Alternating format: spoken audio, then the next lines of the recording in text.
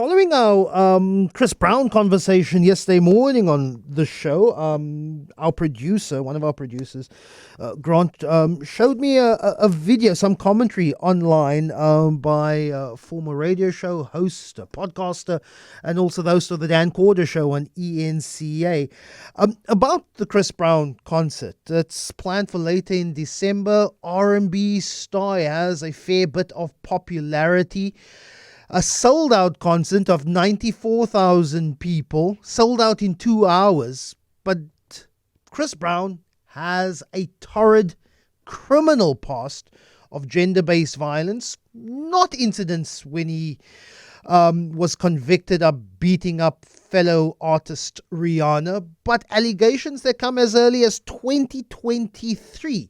But what does it say about South Africans selling out a concert in less than 2 hours, also in a country where gender-based violence is a pandemic? And as we spoke yesterday on the show, that 70% of women who are killed in South Africa are killed by intimate partners. What does it say about the seriousness in which we take gender-based violence? Dan Corder joins me now on the line. Good morning, Dan. Really appreciate your time. You've considered this, but also in the broader, also moral relativity of how we treat artists that may be our favorites, and artists, in the case of Chris Brown, I, like you, could probably mention one Chris Brown song, artists that we're not familiar with. Talk to me about the moral relativity of us when we talk about our faves and those who are not our faves.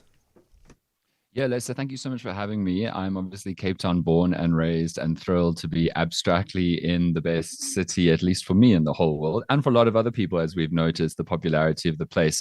So I was trying to figure out my discomfort with the Chris Brown situation, because let's be clear, as much as he sold out FNB so quickly, there are many people who are appalled that Chris Brown is coming to South Africa. And there are many, many, many people who are appalled that he is so comfortably popular. And I was trying to figure out exactly what it was. And then I was thinking, okay, so it's an abuser. And I said on my TV show last night, a full-time abuser, part-time singer. And I think that that's one of the kinds of moral escapism that some South African supporters of Chris Brown are using. They're saying, oh, Rihanna, it was 2009. And you know what she did to him?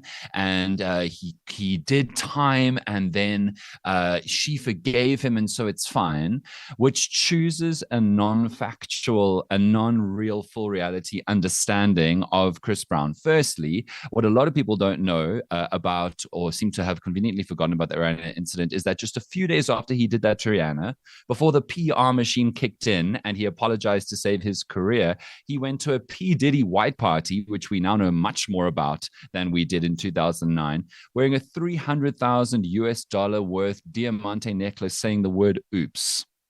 That's the true feeling that Chris Brown had about that situation. So that's the first thing that we need to take into account. The second one is that Chris Brown's latest allegation against him was from July this year. And he's had incidents against him for such a long time. And another thing that we've learned from the Diddy situation and the Harvey Weinstein situation is that these ultra powerful men have ways of silencing victims. And so, of course, he's not been convicted in a court of law, but neither has P. Diddy until now. People have been silenced, intimidated, had their lives destroyed, had their reputations destroyed, threatened by lawfare and all the rest. And so when it comes down to how we as South Africans, or some South Africans, are able to ignore all of that, I think there are a few things happening. I think the first one is that gender-based violence is so abhorrent in this country, and there are many people who have to live their day-to-day lives ignoring, forgiving, finding redemption in abuses of themselves, or also just of people in their families, even their loved ones. You said it yourself. Most abuses and gender-based violence committers are not boogeymen under the bed. They are people in your home, your workplace, your community. And many South Africans need to try and come to terms with that. And if you can come to terms with that in your own life, you can come to terms with that for Chris Brown. But it is absolutely awful to think about all of the victims of consistent and awful gender-based violence seeing this like roundhouse batting for him as though he matters, as though his discography is extraordinary. Unless I wanted to say too, like, I know that it is hard to discover that one of your favorite artists is awful. I know that it's hard. I know that it's like a soundtrack to a certain part of your life you may lose. I, for one, personally wish that somebody else had done the Ignition remix. I love that song. And it is really unfortunate that R. Kelly did the Ignition remix. But when people say, oh, you have to separate the art from the artist, it drives me mad. Because no one is spending hundreds to thousands of rands to go to FNB to watch Chris Brown karaoke by somebody else who can do a perfect Chris Brown. No, it's obviously that you're going for Chris Brown.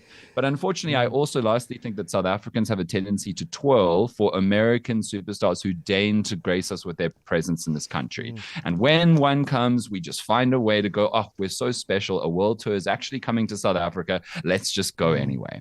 Dan, I thought, who would pick up the baton and be an advocate for against gender-based violence from a political and a policy level? Look, it's happened before where the Department of Home Affairs has banned an American pastor who spews homophobic rubbish. 2016, Malusi Gigaba, probably the only decent thing is that he said Stephen Anderson is not welcome in South Africa.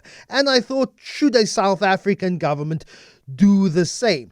And who would be that person? But then I thought, name me a political party, any political party, and I can name you an example where a political organization has either swept gender-based violence under the rug or has been somehow been an apologist for gender-based violence. And I think this is just another example of how we can speak wonderful rhetoric of how gender-based violence is a pandemic, but we have concerts that are sold out in 2 hours. I may even have people who I admire in terms of their performances who would also have past or even maybe current presence of being absolutely rubbish people. And I thought, who then picks up that baton, Dan?